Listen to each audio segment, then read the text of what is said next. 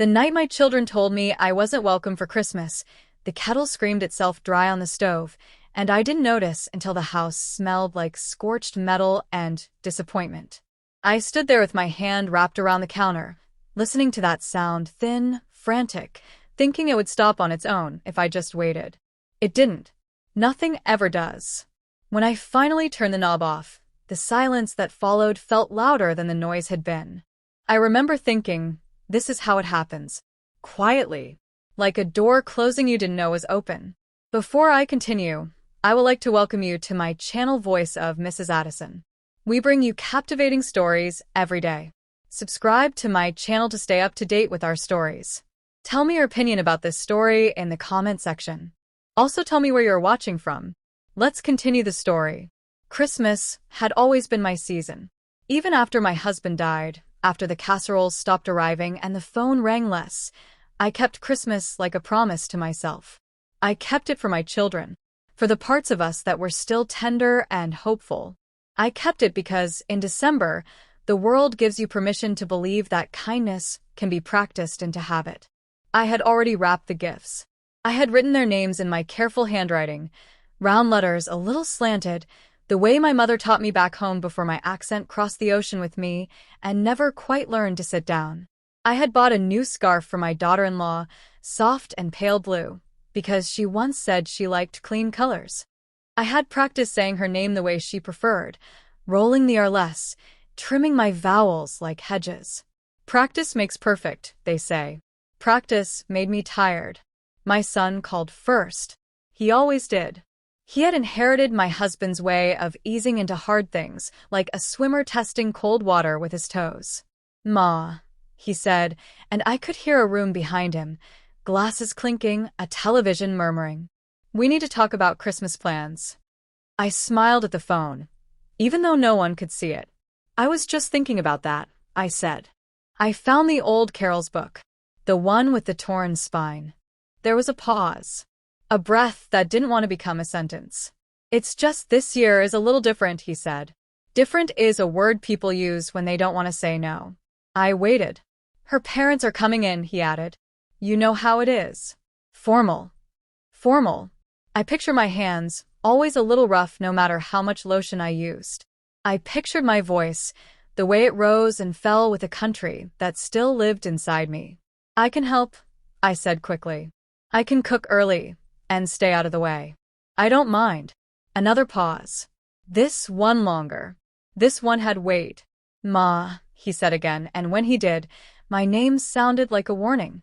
"They're very particular." That's when my daughter called. Or rather, that's when she joined the call. 3 lines braided into one conversation I hadn't agreed to. She didn't waste time. "Mom, we talked about this," she said. Her voice was soft in the way people use when they think softness makes hard things kinder. "It's better if you don't come this year." The kettle screamed. I asked why. I asked it calmly. I've learned that if you ask calmly, people are more honest. They think calm means you can take it. "It's just the image," she said, finally. "You know, the way things sound. The way things look." My son cleared his throat. No one said the word. No one had to. My accent. The thing that had sung them to sleep when they were small. The thing that told bedtime stories and scolded them gently and prayed over scraped knees. The thing that had helped me find work and lose it, make friends and feel alone. The thing that had survived airports and interviews and grief. "I don't embarrass you," I said. It came out as a question because my heart didn't know how to make it a statement. "It's not like that," my son said too quickly. "It's just for one day." One day, I thought.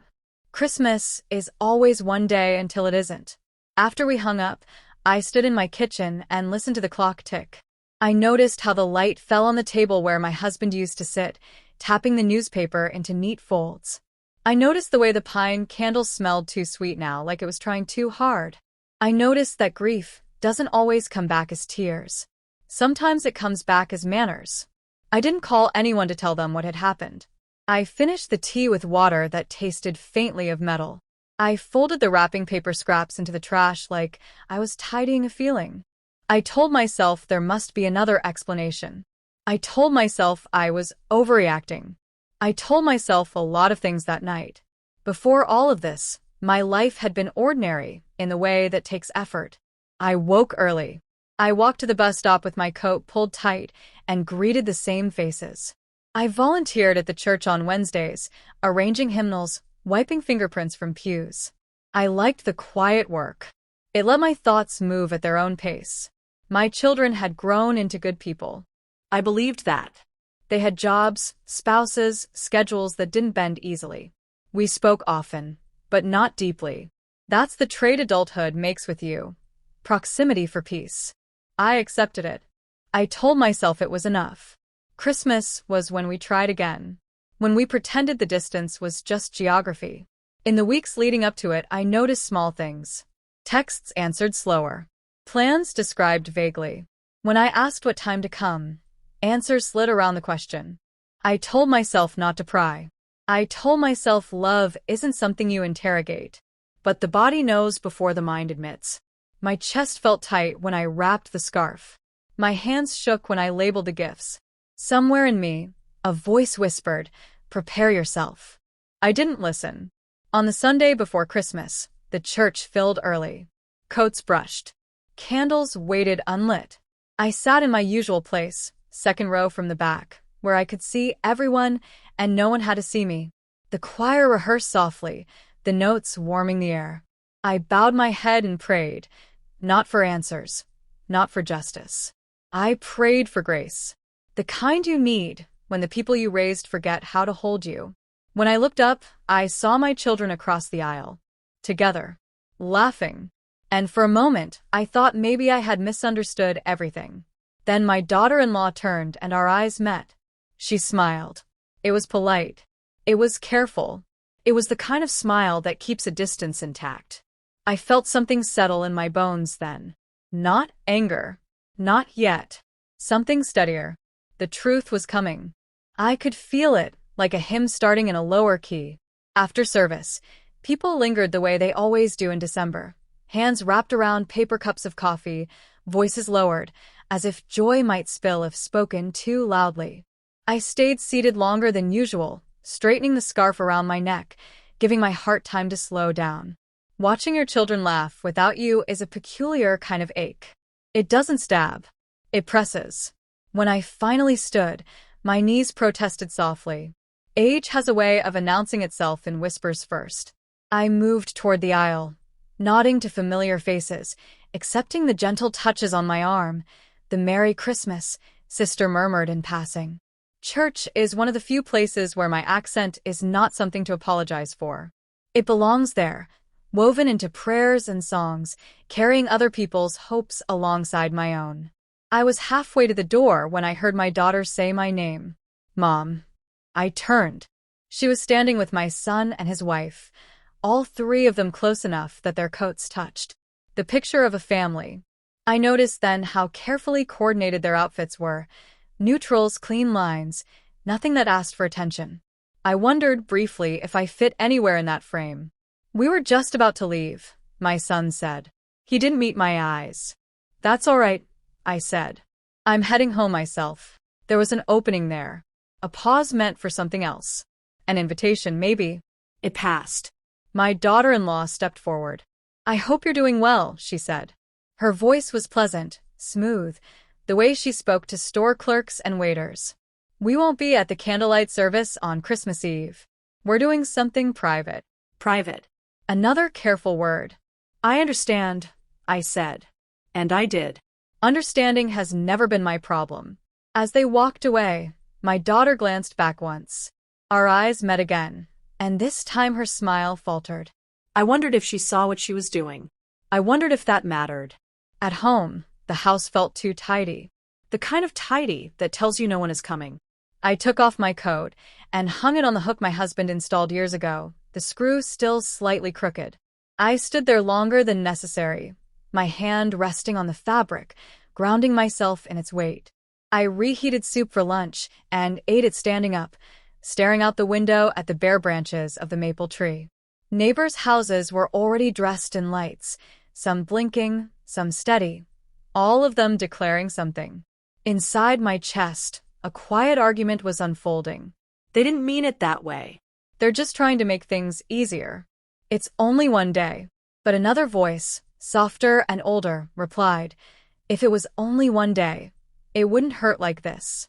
That evening, my daughter called. Alone this time. Mom, she said, and there was fatigue in her voice. The kind that comes from choosing the hard thing and hoping it will pass quickly. I just wanted to check on you. I almost laughed. Not because it was funny, but because the timing was so precise. I'm all right, I said. Silence stretched between us, filled with the hum of whatever room she was in. I imagined her pacing, phone pressed to her ear, rehearsing the right version of herself. You know we love you, she said finally. I know, I replied. Love can be true and still not be enough. She exhaled. This whole thing is being blown out of proportion. By whom, I wondered. Me? My accent? The part of me that doesn't fit into clean lines? It's not about you, she continued. It's about avoiding unnecessary tension. Tension for who? I asked gently. Another pause. Then, quieter. Her parents are judgmental. There it was. Not the full truth, but closer. They notice things, she added. The way people speak. The way they carry themselves. And I don't carry myself well? I asked. No, she said quickly. Too quickly. That's not what I meant. I let the silence do the work for me. They've had a hard year, she said. We just want everything to be perfect. Perfect. A word that leaves no room for people like me. I see, I said. After we hung up, I sat at the kitchen table and folded a napkin over and over until the creases softened. I thought about all the times I had swallowed my pride for my children, moving to a smaller apartment so they could attend better schools, working double shifts, letting my grief stay quiet so theirs could speak. I thought about how I had taught them to be adaptable, to blend, to survive. Perhaps I had taught them too well. The days that followed moved slowly. I wrapped the last of the gifts and stacked them neatly in the corner, then wondered why I bothered. I baked bread out of habit, the smell filling the house with memory. I attended the midweek service and sang along, my voice steady, my accent unhidden. No one flinched. No one corrected me. The walls held my sound without complaint. On Thursday, I received a message from my son's wife. Just wanted to say we appreciate your understanding. This isn't easy for anyone. I stared at the words for a long time. Appreciation, it seemed, had replaced inclusion. I typed back and erased my response 3 times before settling on something simple. I hope you all have a peaceful Christmas. It was true. Peace, I had learned, doesn't always include you. Sometimes it requires your absence. On Christmas Eve, the church glowed with candlelight. I took my seat again, feeling the familiar hush settle over the room. The choir sang softly, and the flames passed from hand to hand, each person guarding their small circle of light. As I lifted my candle, I saw my children enter late, slipping into a pew near the front. They looked beautiful. Happy. My chest tightened, but I kept my gaze steady. The pastor spoke about welcome, about how the door was open, even when we believed ourselves unworthy. I felt the words land somewhere deep, stirring something I hadn't named yet. When it came time for announcements, he cleared his throat and smiled. We have some families visiting with us tonight, he said. Let's make them feel at home. My daughter-in-law's parents stood, well-dressed, confident. The room murmured approval. And then, as if guided by a hand I couldn't see, the pastor continued. And we also want to recognize the quiet strength in our midst, the mothers and fathers who carried us here, accents and all. A ripple of soft laughter moved through the pews. My breath caught. Some of you, he said, have felt the weight of not fitting someone else's image. Tonight, remember, you belong. My children turned, all 3 of them. And this time, there was nowhere for their eyes to go but me. I didn't move when my children turned to look at me. I held my candle steady, even though the wax had begun to drip onto my fingers, hot and insistent. Pain has a way of anchoring you to the present. I welcomed it. It kept me from shrinking. My daughter's eyes searched my face first, as if checking for damage. My son's expression was harder to read, something like guilt layered beneath pride. His wife didn't look at me right away. She kept her gaze forward, jaw tight, lips pressed together as though the pastor's words had interrupted a carefully rehearsed performance. The service continued, but something fundamental had shifted. The air felt heavier, charged. I wasn't invisible anymore. And once you are seen, truly seen, you cannot be easily dismissed again. After the final hymn, people began to move, coats rustling, voices rising in gentle chatter. I stayed seated, letting the crowd thin. I didn't want a scene. I wanted clarity. I was gathering my things when my son approached. "Ma," he said softly, "can we talk?" I nodded. We stepped into a quieter corner near the stained glass window of Mary holding the child, her face serene, her posture protective. I had always loved that image. Strength without spectacle. I didn't know he was going to say that, my son began. "That's all right," I said. And again, it was. He rubbed his hands together, a habit he'd had since boyhood. "It just caught us off guard." "Did it?" I asked. He looked down. That was answer enough. My daughter joined us, her arms folded tightly across her chest. "Mom, this wasn't the time," she said. "Church isn't the place for personal matters." "It wasn't personal," I replied. "It was human." Her mouth opened, then closed. Words can be tricky when they threaten the story you've been telling yourself. Behind her, my daughter-in-law lingered, pretending to examine a bulletin board. Her parents stood nearby, greeting members of the congregation with easy confidence. They fit beautifully here. No rough edges. No history pressing through their vowels. I watched her mother lean toward the pastor, smiling brightly. I watched her father clap my son on the back. Something about the ease of it all made my chest ache. "Let's not do this here," my son said quietly. "Please." "Then when?" I asked. "After Christmas?" He didn't answer. That night, I went home and sat in the dark, the tree lights casting soft reflections on the walls. I didn't turn on the television. I didn't call anyone. I let the silence speak. In that quiet, memories rose uninvited. I remembered my first Christmas in this country, how I had burned the roast because the oven ran hotter than I expected, how my husband laughed and said it tasted like adventure. I remembered my children's first carols, sung off-key and loud, accents tangled and proud. I remembered teaching them to slow their speech at school, to soften certain sounds, not because they were wrong, but because the world can be cruel to difference. I wondered when that lesson had turned inward. The next morning, my phone buzzed with a message from my daughter. "We need to talk. Today." I agreed. We met at a cafe halfway between our homes, neutral ground. She arrived first, already seated, her coat draped carefully over the chair. I noticed she hadn't ordered anything. "Mom," she said, standing to hug me. Her arms were stiff. We sat. The smell of coffee and cinnamon filled the air. Ordinary smells. Comforting smells. They made what was coming feel even more out of place. "This is getting out of hand," she began. "You're making it bigger than it needs to be." I stirred my tea slowly. "Am I?" She sighed. "It was just one Christmas." "Is it?" I asked. "Or is it the first time you've chosen to hide me?" Her eyes flashed. "That's not fair." "Then explain it to me," I said. "Explain why I don't fit the image." She hesitated, looked around, lowered her voice. "Her parents have certain expectations." "About what?" "About refinement," she said. "Presentation." I nodded. "And I lack those." She didn't answer. Silence, again doing its work. "They've made comments before," she admitted finally. "About how you speak." "About how strong your accent is." My chest tightened, but my voice remained steady. "And what did you say?" She looked away. "I told them you're set in your ways." Set in my ways. As if my voice were a stubborn habit, like leaving dishes in the sink. "And when they suggested I not come?" I asked. She flinched. "They didn't say it like that." "But they said it," I replied. She nodded, barely. I leaned back in my chair, feeling the weight of the truth settle between us. It wasn't just about them. It was about my children choosing comfort over courage. What about you? I asked softly. Did you agree? She swallowed. I thought maybe it would be easier. Easier.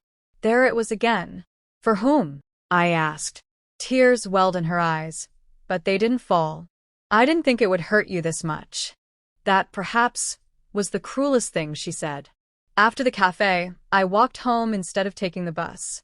I needed the air, the movement. I passed houses filled with laughter, glimpsed families gathered around tables. Each window felt like a question. At home, my phone rang. My son this time. They told me what you talked about, he said. His voice was strained. And? I asked. And I didn't stop it, he admitted. I should have. Yes, I said. You should have. There was a long silence. Then, quietly, I didn't know how.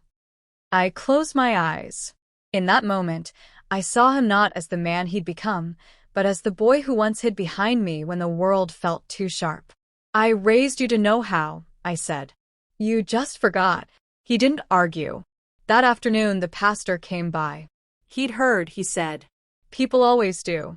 I didn't plan to single anyone out, he told me gently. But sometimes the spirit nudges. I smiled.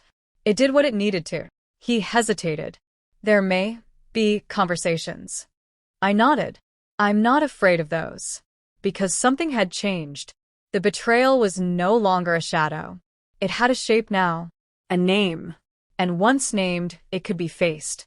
That night, as I sat by the window watching snow begin to fall, soft, unaccented, I made a decision. Not out of anger, out of self-respect. If my absence made their lives easier, then my presence would have to make a point. The decision didn't arrive with thunder or tears. It came quietly, like most honest things do. I slept deeply that night, the kind of sleep you get when you stop arguing with yourself. In the morning, I rose early and dressed with care. Not in defiance, not in apology. In truth. I chose a simple navy dress, pressed and modest, the kind my husband used to say made me look steady. I pinned a brooch at my collar, old, gold-toned, a gift from my mother before I left home. I hadn't worn it in years. I brushed my hair back neatly and stood before the mirror, meeting my own eyes. You belong, I said aloud. My accent wrapped itself around the words, warm and familiar. I did not correct it. I packed the gifts I had wrapped so carefully and placed them in a large tote bag. I hesitated only once, my hand resting on the handle, wondering if this was foolish. But dignity, I've learned, is not loud. It simply shows up. The church was already bustling when I arrived. Christmas Day always brought out the best clothes and the best intentions. The choir rehearsed again, voices rising, blending. I took my usual seat. Whispers followed me this time. Not unkind. Curious. People had noticed. Of course they had. When the service began, I sang every hymn. I let my voice be what it was, rounded, textured, carrying the echoes of other places.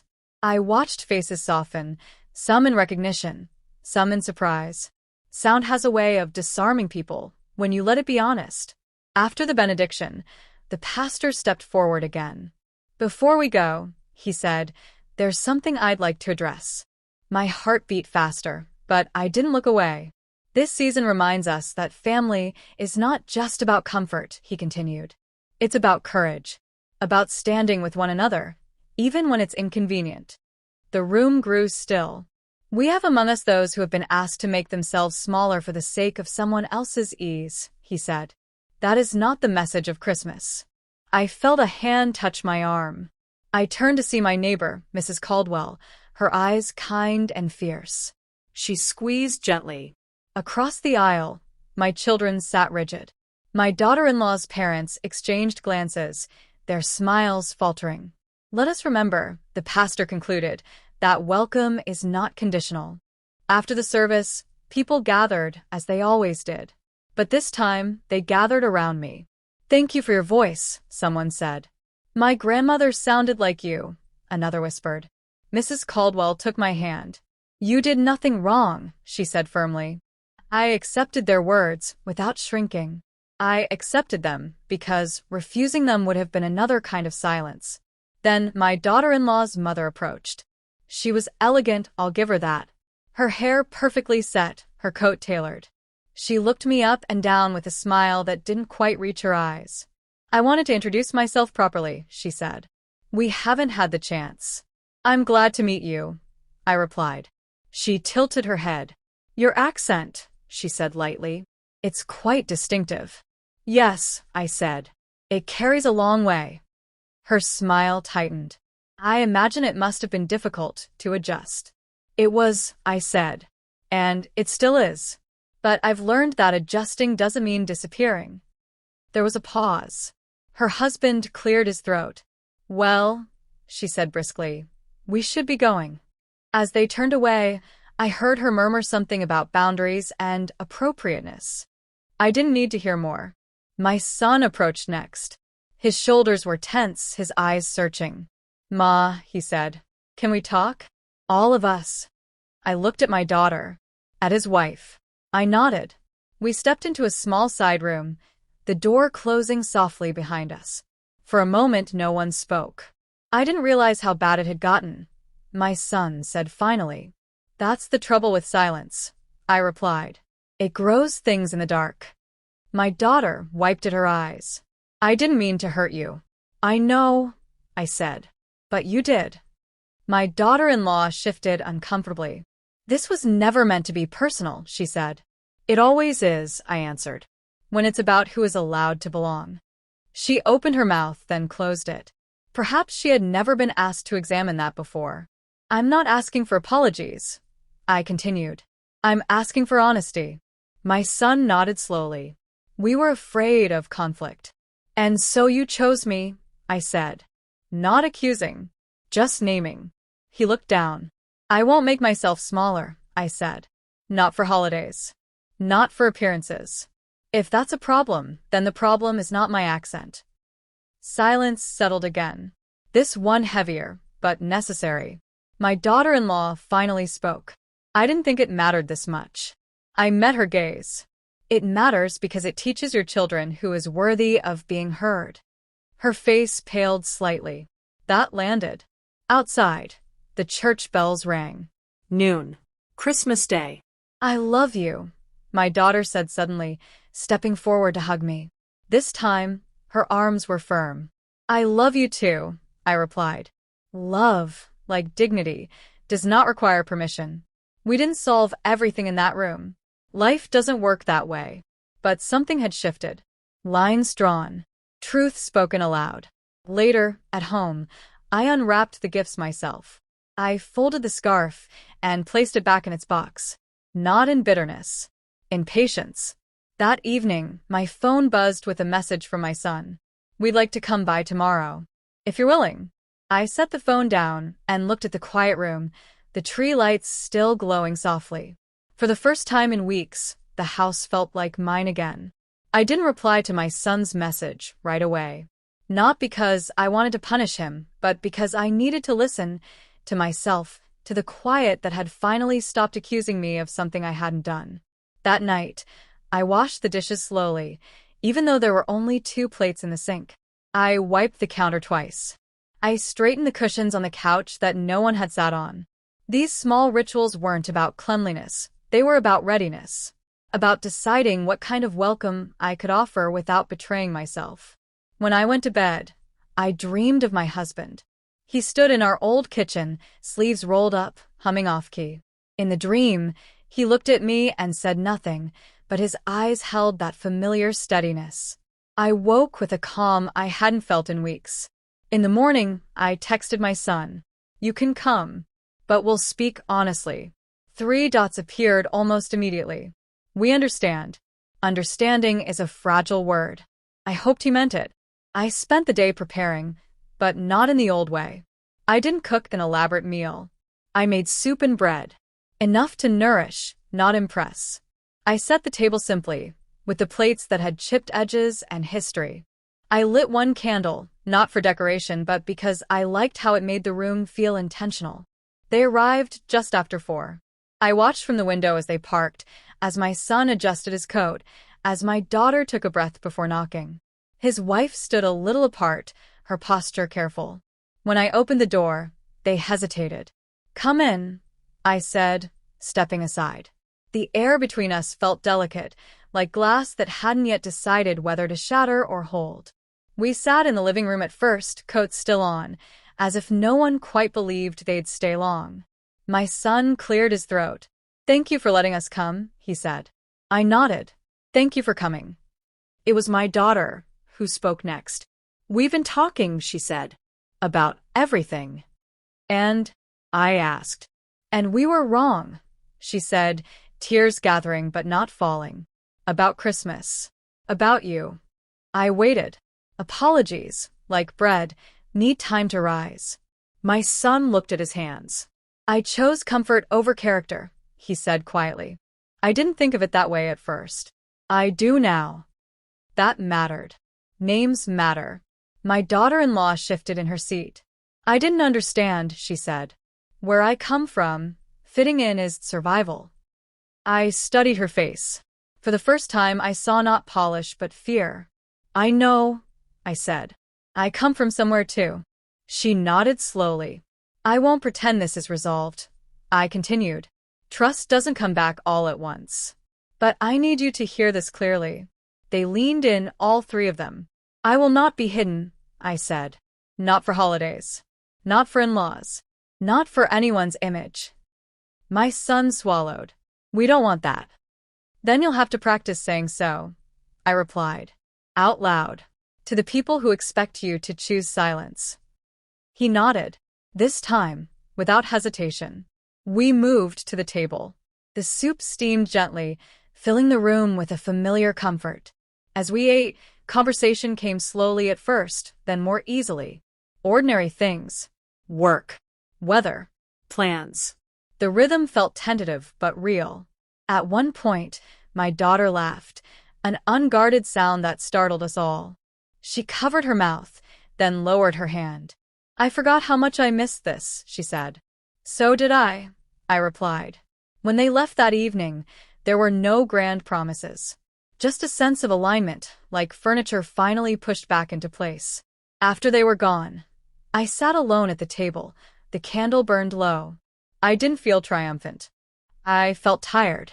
But it was the good kind of tired. The kind that follows truth. In the days that followed, word traveled. It always does in small communities. Some people reached out. Others simply smiled more warmly. My daughter-in-law's parents did not call. That, too, was an answer. On New Year's Day, I returned to church. The service was quieter, reflective. Afterward, the pastor stopped me. "You handled yourself with grace," he said. "I handle myself with honesty," I replied. Grace followed. At home, I packed away the Christmas decorations.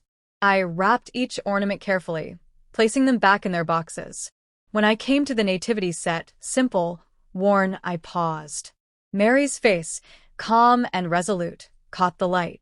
I thought about welcome again, about how it is offered, about how it is withheld, about how easily we confuse politeness with goodness. My phone buzzed with a message from my daughter. "Mom, would you come over for dinner next Sunday? Just us." I smiled. Progress doesn't announce itself loudly. It arrives like this. "I'd like that," I replied. That evening, I sat by the window, watching the world settle into a new year. Snow fell softly, covering the sharp edges of things, not erasing them, just making them easier to navigate. I thought about my accent, about how it had survived borders and grief, and now betrayal. It had carried lullabies and prayers and hard truths. It was still mine. And I was still here. The weeks after Christmas did not suddenly become gentle. Healing never arrives like a switch flipped on. It comes like winter light, slow, pale, but honest. When I went to my daughter's house for dinner the following Sunday, I arrived with a small bowl of fruit, nothing fancy. I rang the bell and waited, my coat still on, my heart steady but alert. Old instincts don't disappear overnight. She opened the door with a smile that reached her eyes this time. "Come in, Mom," she said, stepping aside fully. That small gesture mattered more than she knew. Inside, the house smelled of roasted vegetables and garlic. Familiar, comforting. My son stood near the stove, sleeves rolled up, stirring something with too much focus. His wife was setting the table, pausing when she saw me. "Hello," she said. Not brightly, not cautiously, just honestly. "Hello," I replied. We ate together. No tension-filled speeches. No dramatic apologies. Just conversation that moved carefully, like people walking on newly repaired ground. At one point, my daughter corrected her husband gently when he interrupted me mid-sentence. "Let Mom finish," she said. I noticed. My son noticed too. He nodded and leaned back, listening. That night, as I rode the bus home, I watched my reflection in the window. Older, yes, but upright. Whole. I thought about how often mothers are expected to absorb pain quietly, to make space for everyone else's comfort while shrinking their own presence. I had done that for years without naming it. Naming things changes them. Over time, my children began to do small, visible things differently. They invited me openly, not as an afterthought. They didn't preface introductions with explanations. My daughter-in-law stopped correcting my pronunciation when I said certain words. Instead, she began asking questions about where I grew up, about my mother, about the food I missed. One afternoon, while we were washing dishes together after another family dinner, she said quietly, "I didn't realize how much I had learned to fear standing out." I handed her a plate. "Fear is teachable," I said. "So is courage." She nodded, eyes lowered, absorbing that. Her parents remained distant, cordial when necessary, but something had shifted there too. At a later church event, her mother avoided conversation altogether, choosing instead to busy herself with pleasantries elsewhere. I didn't chase her approval. I didn't need it anymore. What surprised me most was how my own body began to change once I stopped bracing myself. My shoulders relaxed. My voice steadied. I laughed more freely. I realized how much energy I had spent preparing to be diminished. At church, I volunteered again, this time helping with the women's group, sharing my story when asked. Not as a complaint, as testimony. One woman took my hand afterward and said, "I've been quiet for years. I didn't know I was allowed not to be." "You always were," I told her. "You just needed to hear it said out loud."